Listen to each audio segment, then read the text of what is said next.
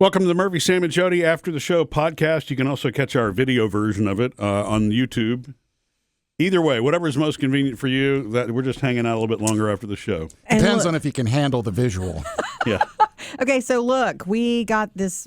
We get a lot of email and comments and messages to all the places, all the social media, and to murphysamandjodi.com. And this one is a little bit longer, but I think well worth it. So we're going to do it in the podcast. This is from Lydia to murphysamandjodi.com. Okay. What a great Lydia. name. I love that name, Lydia. Lydia. Lydia. It says, Jodi, heard you guys talking about homemade vanilla. Oh, that's right. Why were we talking about it, Murphy? Well, yeah, now I'm trying to remember who made the homemade vanilla. What is wrong Your with me? friend Audra. Oh, that's right. Audra's the one. That's right. Steeped in vodka. Yeah. She made it with vodka. I haven't baked with it yet this season, but I'm going to. And it smells incredible. It's got the bean. Does it have a vanilla smell? Oh, yeah. Smells, yeah. When you open it, it's unmistakable. It smells It's better than delicious. anything you buy in a store. Yeah. Yeah. She made it. Okay, so anyway, heard you talking about homemade vanilla. I've been making it for 2 years. I experimented with different liquors and beans, rum, bourbon, whiskey, gin, and Madagascar, Ugandan, Tahitian, and Mexican beans. Wow. The dark liquor takes longer to evaporate, so that is why vodka is generally used. Wow. Didn't know that. People want to, I guess, make it and give it or just whatever, go ahead and use it right away. I had heard or read, Lydia, that the reason that a lot of people use vodka is because it's not flavorless, but it's so mild that you don't taste, there's no chance of you tasting anything but vanilla when you use vodka to make vanilla extract. Okay, so vanilla can take 3 to 6 months or up to 2 years to make, depending on the beans and liquor. Wow. My favorite has been rum, Kraken, and golden with either Tahitian or Ugandan beans. A person with a sensitive food palate will notice a slight taste difference and will probably ask what you did and what you added. Wow. The vanilla needs to be placed in a dark, cool area while it is making. Audra did tell me that. In fact, she brought me to their pantry and said, I have something for you before you leave. Here it is. And here's the vanilla. Did she tell you how long she let hers sit? I asked her, and I'm waiting for my response. Oh, okay. I forgot to ask her, so I don't have that answer yet. But anyway, Lydia goes on to say, cool, dark area while it's making. Once a week, you need to shake it. Makes sense.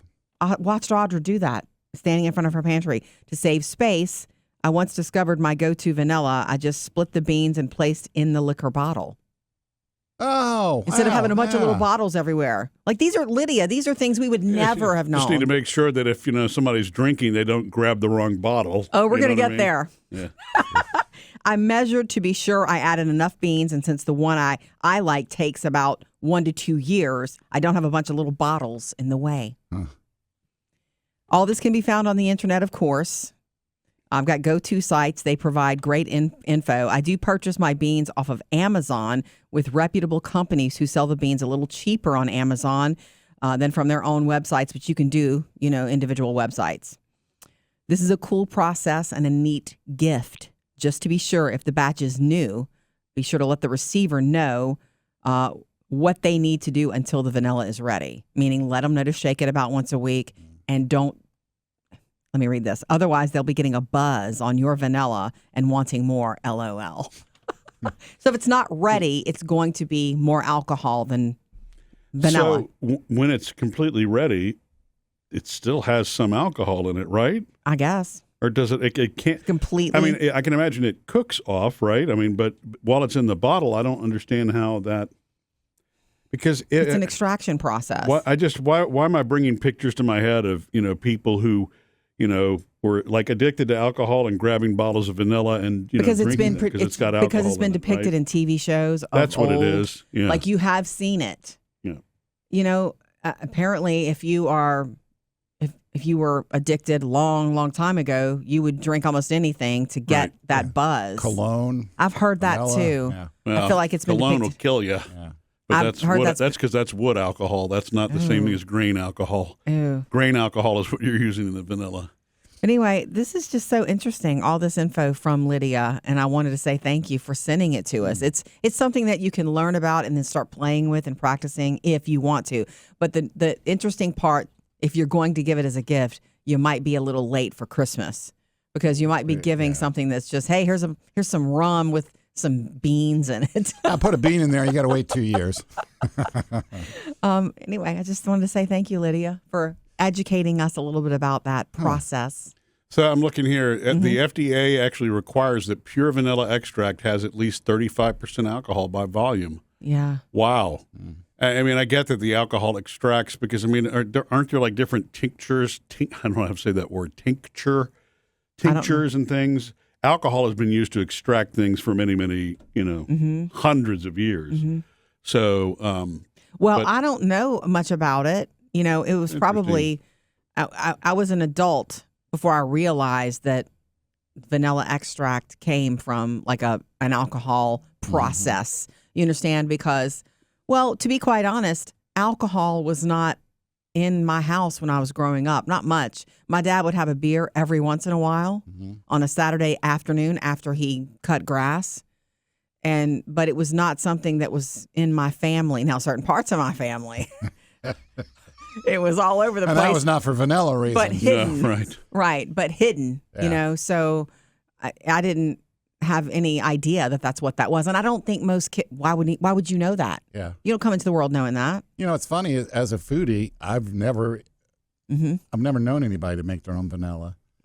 So that's interesting that it's just that when you first said it, what Audra did, it was like, it's that simple, just dropping it in alcohol. Wow. Well, start playing with it and see how simple, but.